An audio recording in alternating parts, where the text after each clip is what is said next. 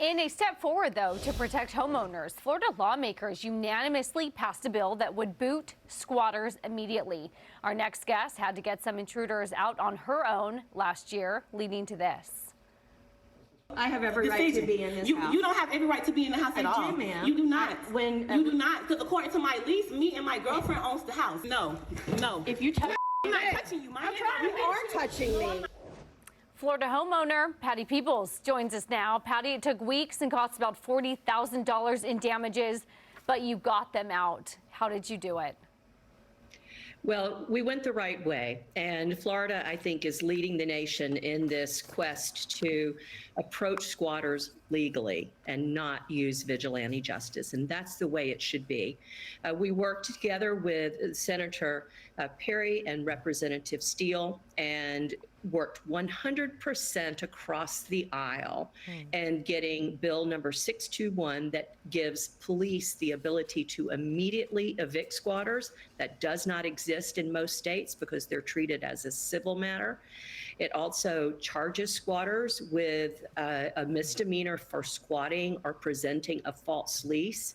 And furthermore, it's a felony for them to do $1,000 or more damage to the property. And as you see, I would have had the ability to charge these squatters with felonies and misdemeanors if this law were enacted when I was going through the situation. And Patty, what's amazing to me is that you actually, in the great state of Florida, were able to work with lawmakers and representatives to be able to find some recourse. This is not just a problem where you are, but it's a problem across the country. And unfortunately, in a lot of blue states and cities, the laws that you mentioned protect the squatters over the landholders.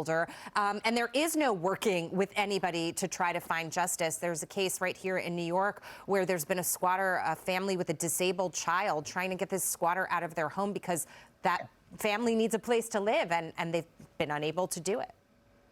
This is not a blue state issue. It's not a red state issue. It is an issue with the United States of America, and I don't want to encourage that particular narrative. This is happening in every single state because during the pandemic and dating back a few hundred years, there are property rights laws that protect squatters.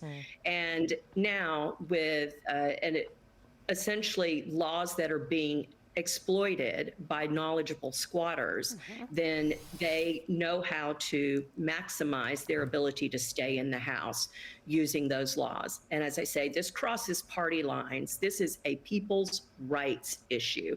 The ability to access your property and to utilize something you have paid for. This is a fundamental right in the United States of America. And I encourage every citizen, no matter where you live, to write your representatives and your senators and let them know that there is a success story in Florida, and we got 100% bipartisan support. In fact, organizations that represent underrepresented communities fed into the dialogue and ended up not rejecting the bill. Fascinating. So we have had unbelievable success. Thank you for sharing the success of your story on the show, Patty. Appreciate it. Again, quickly, I'll just highlight that she said she's a Democrat. This is 100% bipartisan support. Every citizen should be outraged. The only point I would make is in blue states, nobody is willing to look at the exploitation of the squatters' laws and reverse them. In Florida, they were willing to do it. She did say the important point, they have a model now. Look at Florida, this is how you do it if you want to do it in your state. As often Florida goes. Be loud and proud. A good model everyone else can follow.